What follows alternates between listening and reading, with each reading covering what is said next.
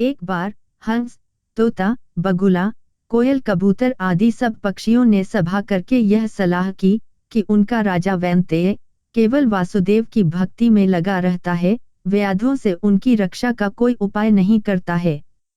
इसलिए हम पक्षियों का कोई अन्य राजा चुन लिया जाए। और कई दिनों की बैठक के बाद सब ने एक सम्मति से एक सुंदर उल्लू को राजा चुना। अब अभिषेक की तैयारियां होने लगी। विविध तीर्थों से पवित्र जल मंगाया गया। सिंहासन पर रत्न जड़े गए, स्वर्ण घट भरे गए। मंगल पाठ शुरू हो गया। ब्राह्मणों ने वेद पाठ शुरू कर दिया। नर्तकियों ने नृत्य की तैयारी कर ली। उलूकराज राज सिंहासन पर बैठने ही वाले थे कि कहीं से एक कौवा आ गया।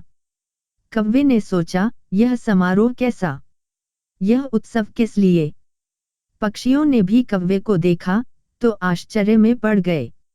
उसे तो किसी ने बुलाया ही नहीं था। फिर भी उन्होंने सुन रखा था कि कौवा सबसे चतुर और कूट राजनीतिज्ञ पक्षी है, इसलिए उससे मंत्रणा करने के लिए सब पक्षी उसके चारों ओर इकट्ठे हो गए। उलूक राज के राज्याभिषेक की बात सुनकर कौवे ने हंसते हुए कहा, यह चुनाव ठीक नहीं हुआ। मोर, हंस, कोयल, सारस आदि सुंदर पक्षियों के रहते दिवांत उल्लू और टेढ़ी नाक वाले अप्रियदर्शी पक्षी को राजा बनाना उचित नहीं है। वह स्वभाव से ही रौद्र है और कटुभाषी है। फिर अभी तो वैनतेय राजा बैठा है। एक राजा के रहते दूसरे को राज्यासन देना विनाशक है। जैसे पृथ्वी पर एक ही सूर्य होता है और वही अपनी आभा से सारे संसार को प्रकाशित कर देता है।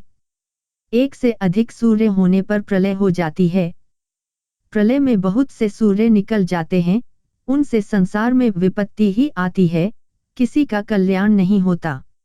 उसी तरह राजा एक ही होता है, उसके नाम कीर्तन से ही काम बन जाते हैं। यदि तुम उल्लू जैसे नीच, आलसी, कायर और पीठ पीछे कटुभाषी पक्षी को राजा बनाओगे तो नष्ट हो जाओगे। कौवे की बात सुनकर सब पक्षी उल्लू को राजमुकुट पहनाए बिना चले गए।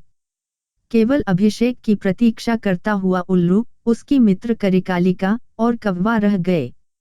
उल्लू ने पूछा, मेरा अभिषेक क्यों नहीं हुआ? करिकालिका ने कहा, मित्र, एक कौवे ने आकर रंग में भंग कर दिया है, इसलिए सब पक्षी उड़कर चले गए हैं, केवल वह कौवा ही यहाँ बैठा है। तब उल्लू ने कौवे से कहा, दुष्ट कौवे, मैंने तेरा क्या बिगाड़ा था जो तूने मेरे कार्य में विघ्न डाल दिया? जा, आज से तेरा मेरा वंश परंपरागत वैर रहेगा। यह कहकर उल्लू वहां से चला गया। कौवा बहुत चिंतित हुआ और वहीं बैठा रहा। उसने सोचा, मैंने अकारण ही उल्लू से वैर मोल ले लिया। दूसरे के मामलों में हस्तक्षेप करना और कटु सत्य कहना भी दुखप्रद होता है। यही सोचता सोचता वह कौवा वहां से चला गया। तभी से कौवों और उल्लुओं में स्वाभाविक वैर चला आ रहा है।